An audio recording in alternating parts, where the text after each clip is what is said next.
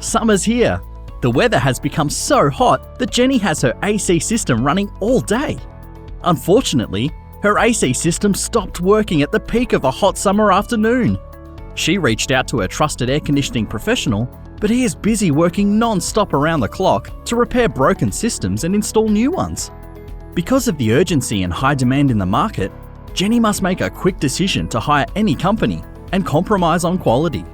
She will also experience price increases due to high demand and dishonest technicians who will rush the installation, service, or repair. That's what happens when you try to install or fix your AC system in the middle of summer, when everyone else is in the market for one or experiencing the same thing. So when is the best time to install or service your AC system for your home? Before summer arrives! At Alliance Climate Control, we want to help you get ahead of the curve, save money, avoid headaches, and ensure you get your AC system ready before summer, keeping your home cool and comfortable with a quality installation and service. Request a quote with us today